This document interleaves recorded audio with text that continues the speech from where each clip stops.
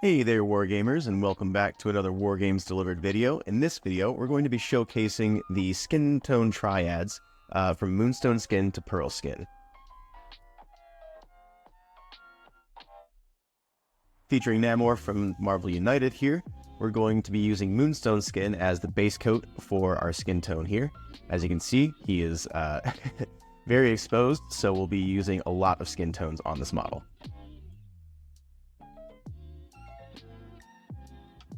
We are going to be using a lot of layers on this miniature, so as you can see, I've thinned out the Moonstone Skin quite a bit. It's not really covering the best, but we will be doing 2 to 3 thin coats to get nice even coverage of each color.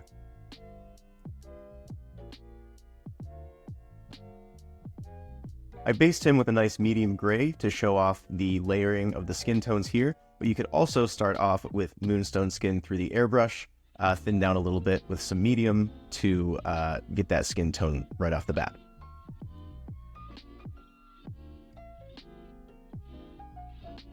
Up next, we're switching over to the Strong Skin Shade Wash, and we're going to do this over the entirety of the Moonstone Skin that we just painted.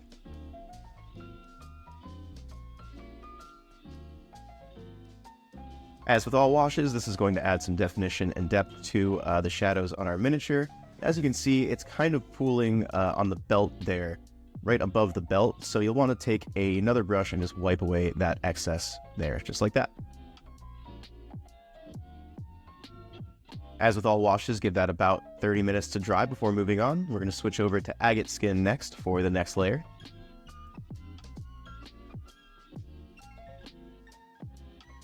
As you can imagine, the Triad paints work really well in conjunction with one another. Once you start out with the darkest tone, the Moonstone Skin, for instance, in this video, it really helps to build the other layers on the next colors. So we really only need 1 to 2 thin layers of the next colors going forward.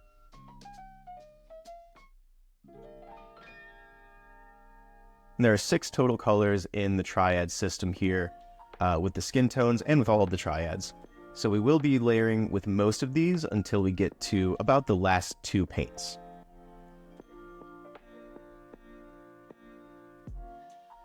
Now that we are working on lighter colors, you'll want to avoid some of the darker areas and the recess areas on the miniature to keep that definition and also build up a lighter tone on the raised areas.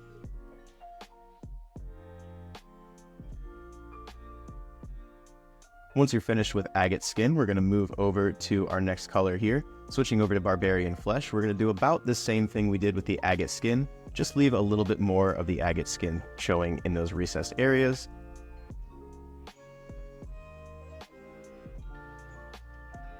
And at this stage, it might look a little strange. Just keep working through that. Eventually, it will start to kind of blend together into one coherent piece.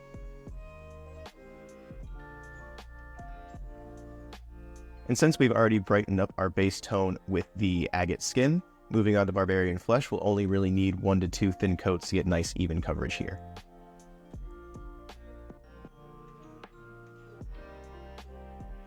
When going from the body to the face, I cleaned off my brush, added a little bit more paint to the palette, and added a touch more water to that paint than I did with the paint that I used on the body. This just helps prevent adding any texture to the face. Moving on to Ruby Skin for the next step, we're going to layer this on as we did with the previous 2 colors.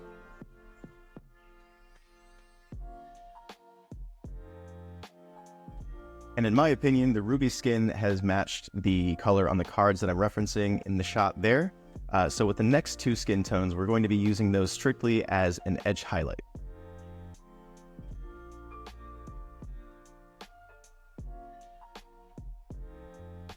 And again, thanks to the previous layering that we did with the other 2 colors in the previous step, this will only need about 1 to 2 thin coats to get nice even coverage.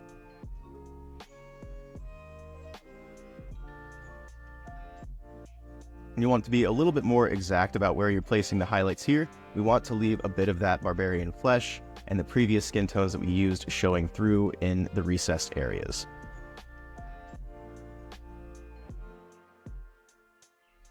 This helps to create a sort of gradient of the colors and really brings the miniature to life.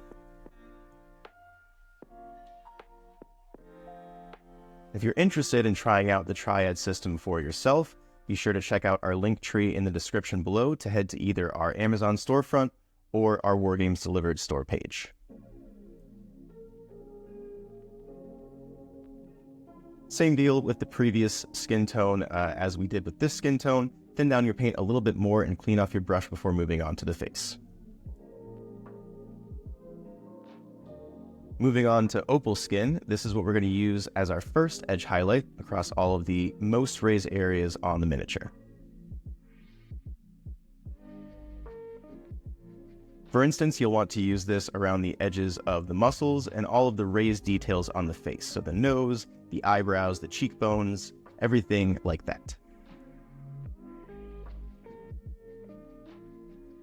And for the last Triad color, we're going to use pearl skin to do the most raised details on the face, adding a little bit more definition on top of the opal skin.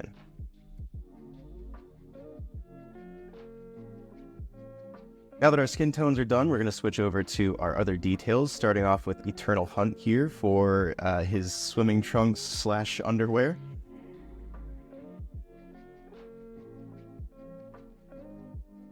And that will serve as our base coat. Moving on, we're going to switch to matte black for his hair. When doing this step, just keep in mind you're very close to the skin tones, so be very careful and try to keep good control over your brush. Next up, we'll switch over to Basilisk Red for the tongue and the mouth. And very quickly, we'll switch over to matte white for the teeth and the eyes. Now we'll add some shadows to those areas using dark tone on all of the areas that we just painted, so the eyes, the mouth, and the swimming trunks. I had a little bit of wash bleed over onto the legs, so just take a damp brush and wipe that away so you don't have to paint over it.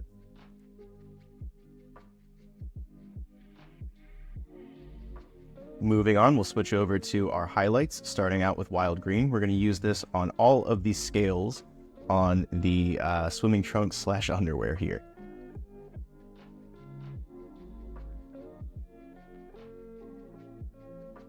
To get the best effect, you'll want to try to paint the bottom half of each scale.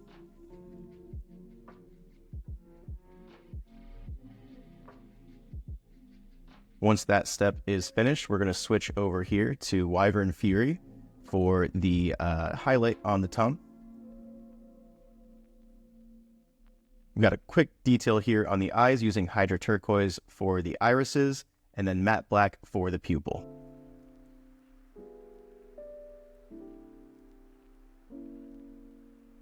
Up next, we'll do the highlights on the hair using Deep Gray, just looking for the most raised areas here.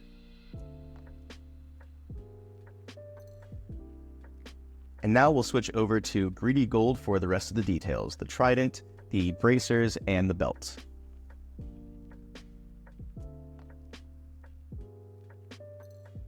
And you will need about 2 thin coats of this color for nice even coverage.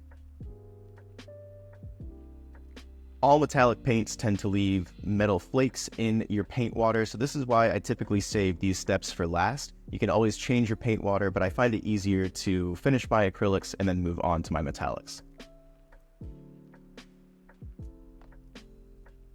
Now we'll move on to a wash on the metallics here, using the strong skin shade that we used earlier. And lastly, we'll paint the base, starting off with Hydra Turquoise. He is emerging from a pool of water, so we're going to start off with a darker kind of water tone.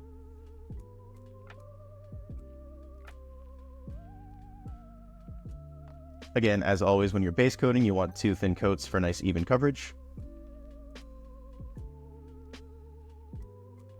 Now we're going to move to a 1:1 ratio of Marine Mist and Hydra Turquoise to act as our highlight color here on the raised details of the water. Couple small details that I did off screen here where there was some wings on his feet, so I painted those white, and then I did a black rim around the base. Once that was finished, Namor is ready to help or fight the heroes. Thanks again for watching. Be sure to subscribe and like the video if you enjoyed the video, and we'll see you guys next week. Bye.